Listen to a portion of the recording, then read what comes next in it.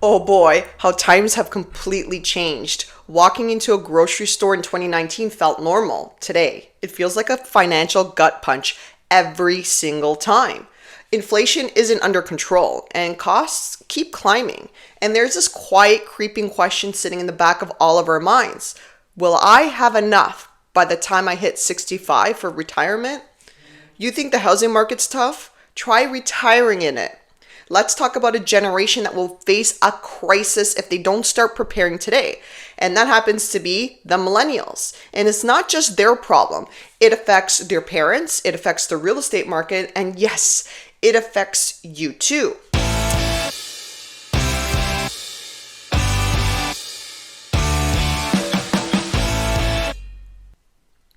I'm Linda, one of the Ragona Sisters, and around here, we keep things real. Like, share, and subscribe because today we're getting into the numbers, the mindset, and the hidden truth that's not being talked about enough. This video is for you if you're trying to plan for retirement or maybe helping your kids get there, or maybe, just maybe, you're staring at your RSPs thinking, how the heck is this supposed to last me 30 years? Because here's the thing, millennials born between 1981 and 1996 are either entering their 30s or maybe they're well into their 40s, and most are nowhere near financially secure. I often find myself having these conversations with clients and friends in their 30s and 40s, and tell me if this sounds familiar. I still live at home to help my mom and dad, but one day when my parents pass and the house sells and the money gets split between me and my two sisters, I won't have enough to buy anything in this market, and I sure as hell don't want to rent. How many times have you heard that story or a version of that story? Because I've heard it many, many times. And honestly, I get it, especially after 2017. If you didn't buy your first home by then, it feels completely untouchable now, particularly in the GTA, especially if you're trying to buy it on one single income. And that's not just a real estate issue. It's a long-term financial issue. It delays asset growth, eats into retirement, and removes one of the most reliable sources of passive income that previous generations relied heavily on. Now let's zoom out for a second here. Millennials and Gen Z grew up in a world where buying something on credit felt totally normal. Didn't have the money? No problem. Credit card, line of credit, pay later. It wasn't just about getting by. It was about belonging. 3 or 4 nice watches, expensive shoes, designer bags. That wasn't seen as excessive. That was seen as normal, trendy even. You know what helped shape that? Social media, television. It was an influencer culture. Quick side note, people often say World War II had the most powerful propaganda in modern history, but honestly, I don't think it ended there. Propaganda didn't go away. It just evolved.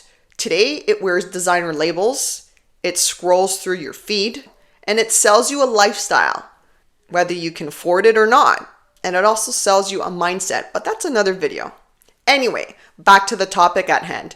First, the hard truth. Millennials are earning less, saving less, and facing a cost of living that's never been higher. According to StatsCan, get a load of this one, the average millennial has less than $8,000 in retirement savings. Yeah, that's right. Or maybe they're riddled with school debt, because that's not uncommon. And over 50% say they paused their savings altogether due to inflation. And let's face it, some won't even be eligible for a pension. So let's break this down a little further, shall we? Housing affordability is at an all-time low. And today's interest rates in Canada aren't helping with the higher costs. And wages, they haven't kept up with inflation since the early 2000s.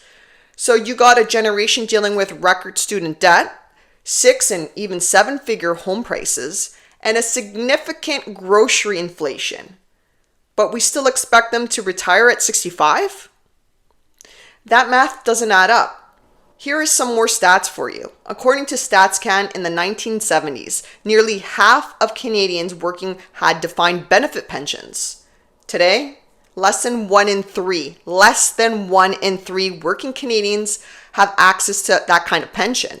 And most of them work in the public sector, so they have government jobs. Now, we're staring down a troubling future, and you can't deny the stats. Coming up, I'll show you how much a 30-year-old should be saving to retire comfortably in Canada today. Believe me, the number will shock you. Let's talk about the 3 usual pillars of retirement in Canada.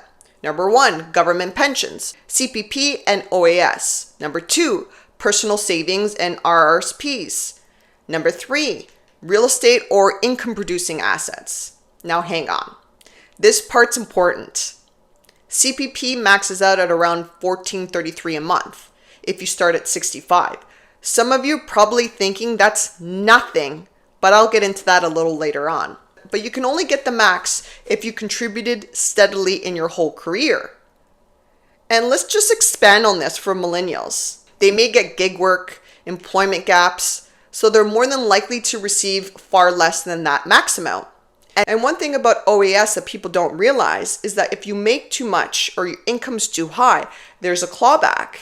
And also, it doesn't grow with the real cost of living. So unless you've built a real estate equity or significant savings, they could be short. I often meet with seniors and they complain how they're struggling to keep up with their house costs, pay for groceries, and entertainment with only $3,000 a month between the joint couple.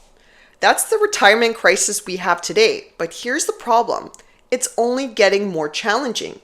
Let's look at housing. The median home price in Ontario is over $900,000, and in the GTA, it's even higher. How are millennials supposed to buy real estate when rent alone eats up 1/3 of their income? I heard in the city, it's closer to 60%.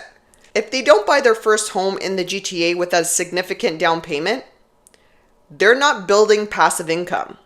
They're just surviving on monthly payments and probably trying to pay off other debt.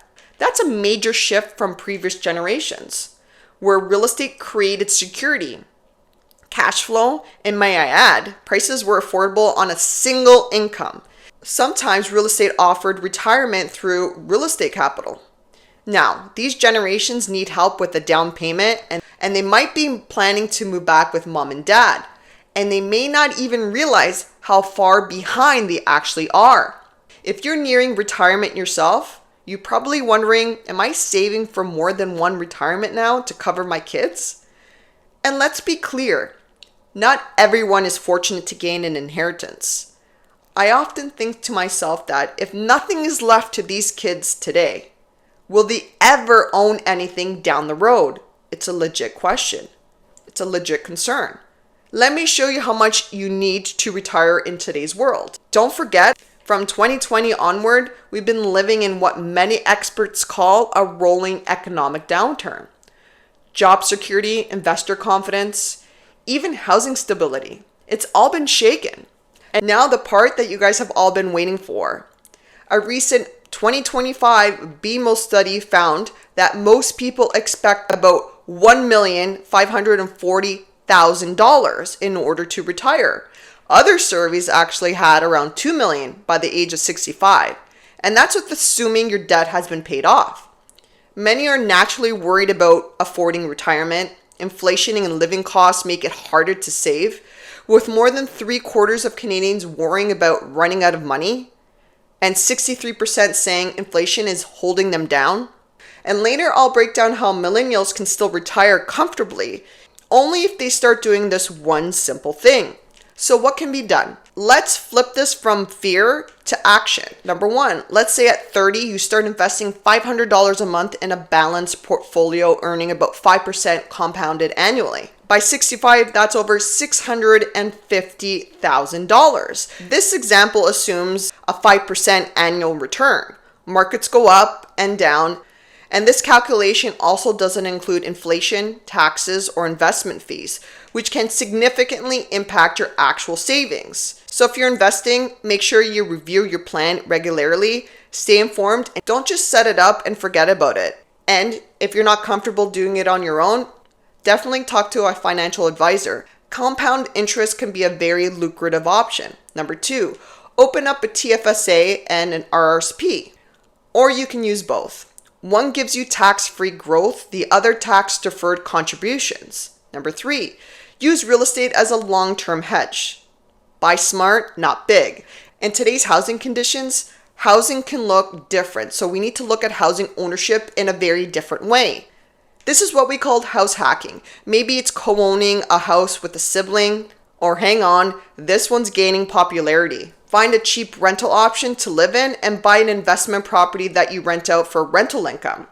I've been hearing a lot of that lately. This is a part of being creative that we all talk about. Number 4, think like an investor. Every dollar should be working for you. Even your home can become passive income with the right strategy. Now, just a quick note, I'm not a financial advisor. This isn't financial advice. What I'm sharing is based on real conversations, real concerns, and yes, my personal opinion. It's not about fear. It's about personal empowerment, knowing where you stand today so you can take action for tomorrow. One of the best free tools I've seen is from the federal government. It's called the Canadian Retirement Income Calculator. And it's exactly what it sounds like. You plug in your age, your savings, your goals, and it shows you an estimate of what your retirement income might look like. It's not perfect, but it's a great first step. And once you know the gap, there are steps you can take. The key is just start. And in times like these, where inflation's high and interest rates are rising, learning to invest in a downturn isn't just a skill, it's survival. So the question is, how can I retire comfortably? It comes down to this one habit, investing early and consistently, and add in a modest home purchase. Look, I know it feels out of reach, and the majority of the frustration I hear comes from one place, home affordability. Home prices have exploded, and yes, that frustration is 100% valid, but instead of pretending it's easy, I want to reframe it. You don't need a detached home in the GTA to win. Like I mentioned before, co-owning with a sibling, buying outside the core, or even it's outside the province, or even renting where you live while investing elsewhere. Those are still wealth building moves. It's about leveraging, not luxury. But waiting for perfection, that's not a plan either. Retirement is possible, and retirement planning isn't just for the old. So where does this leave us? If you're in your 30s and 40s, know this. This is your moment. This is your time to start planning for those later years. You don't need to be perfect, but you need a damn plan. Because this retirement crisis isn't coming. It's already here. And things look like it could be a lot more challenging based on data. And how we respond today changes everything. If you're buying or selling or trying to plan smart in the GTA, we've got your back. We're tracking the markets closely, and what's coming next could shift the game for a lot of buyers. If you want to be the one who saw it coming, the one that saw the opportunity before it became mainstream, stick with us. If this brought you value, hit the subscribe button, or maybe you got a child who needs to hear this unfiltered truth. It helps them more than you know. Thank you so much for watching, and we'll see you in the next one.